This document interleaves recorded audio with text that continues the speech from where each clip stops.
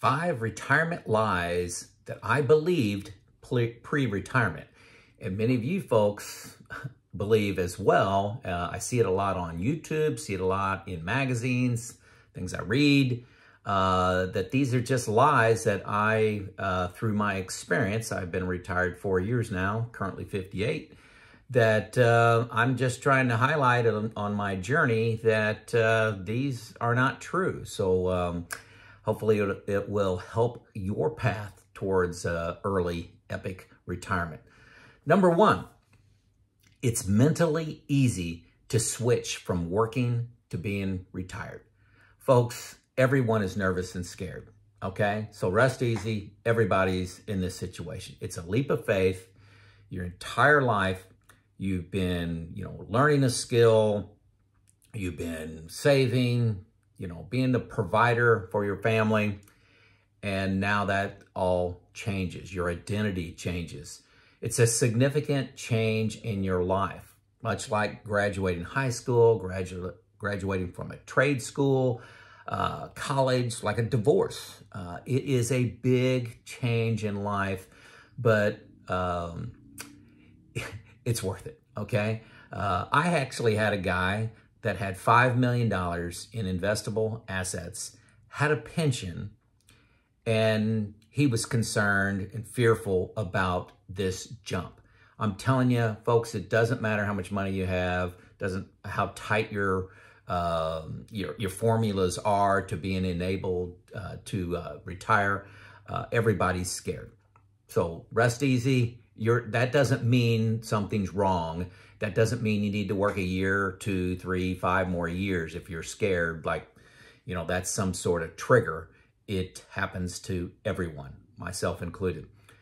Number 2, there are no universal rules that apply to every single retiree plan, okay? It's impossible to compare yourself to others. Every single person that I talk to has a unique situation. They have different needs.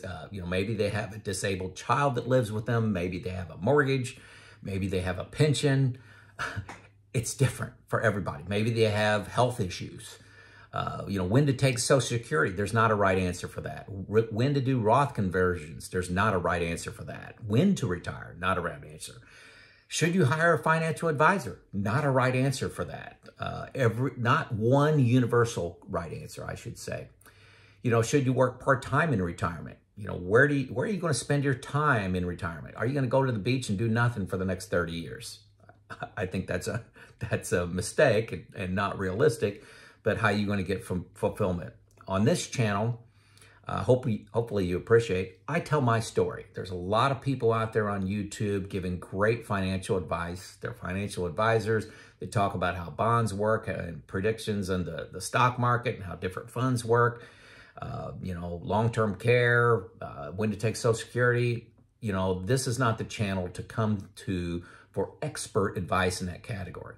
What you see in my channel is I take all those inputs, I make decisions, and I communicate the consequences of those decisions. So that's what this is about. This is about one man's journey through early retirement, and I'm 4 years in.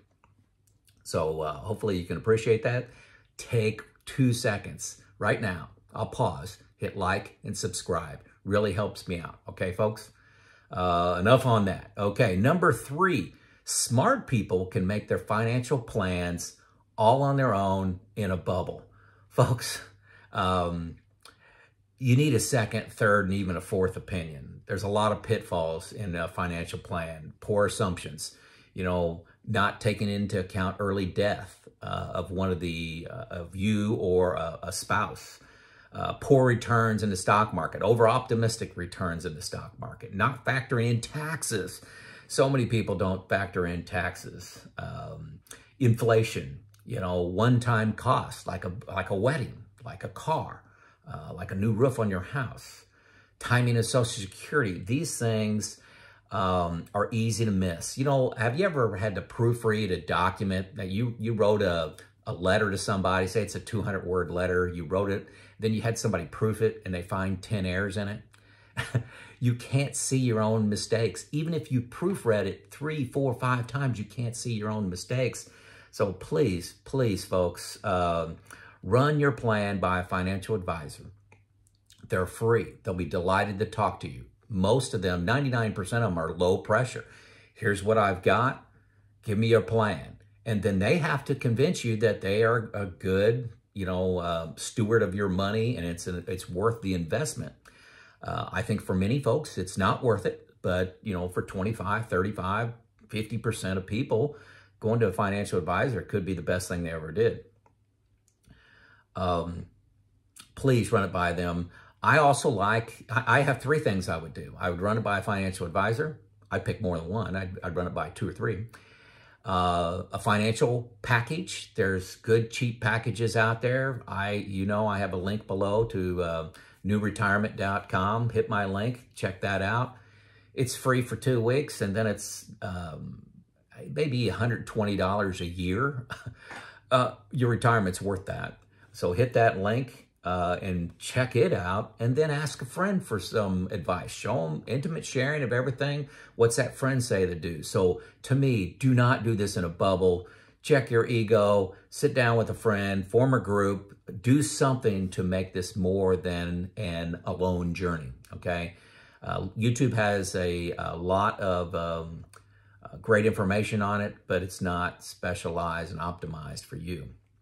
So number 4, lies. Now, the 4th lie that I believed, and many of you believe, is maximizing your returns throughout your retirement is always the goal. You always want to maximize your returns. Well, no. Great quote for you, and I don't know who to give credit to this for this to, is if you've already won the game, stop playing. Folks, security and peace of mind take a very high priority in retirement. You know that I use buckets. We're currently in a bear market. Market's down 20%. Let's say that's where we're at today. I'm down a little bit more than that. I think 23% in my bucket 3. But my bucket 1 is out of the market. And I started off the year with 4 years out of the market. So this market fluctuation doesn't bother me. I'm still traveling. I'm still spending as normal. With the market down this much, because I have this 4-year buffer built in.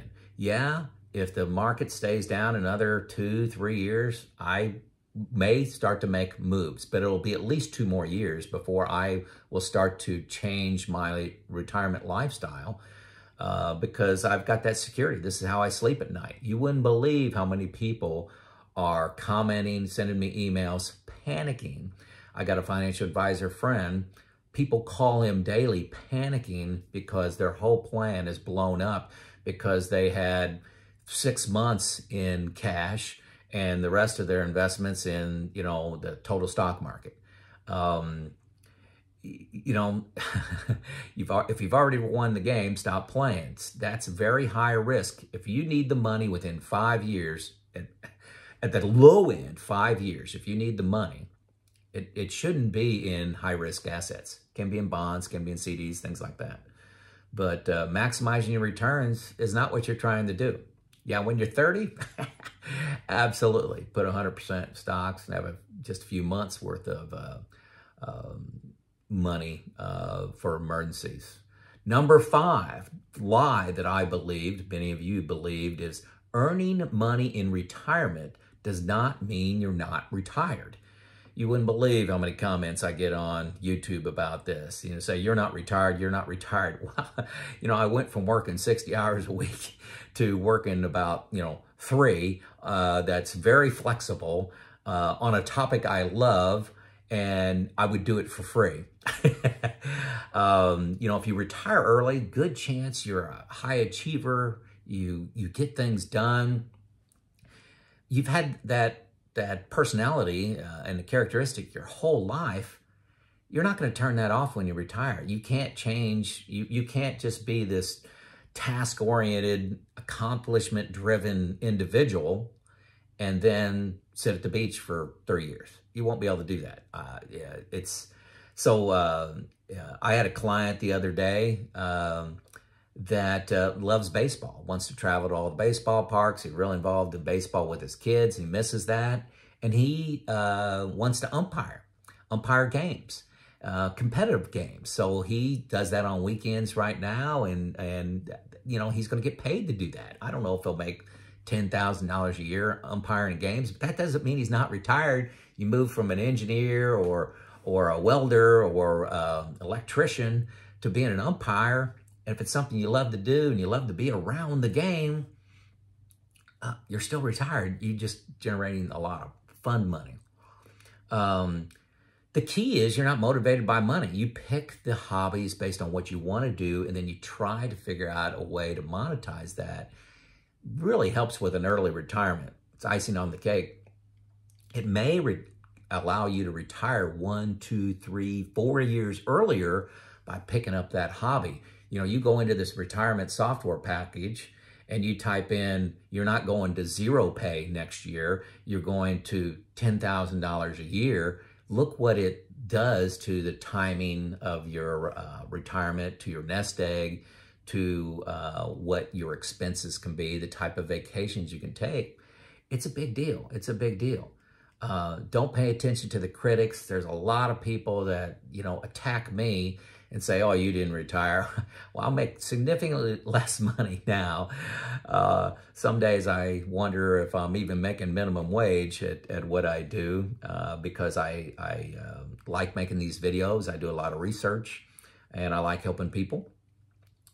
But it does pay a little bit, and that's awful nice. Feels really good during the bear market times and know that I'm making a little money. So those are my 5 lies. Let me know a surprise that you found in retirement, or as you're in early stages of planning for your retirement. Maybe it's 3, 4, 5 years out. If there's something that you discovered that is a lie that I can investigate a little bit more and perhaps make a video on that so that can be spread to other people. So lies that are out there, I'm hoping that they allow you to have an earlier epic retirement. This is Joe out.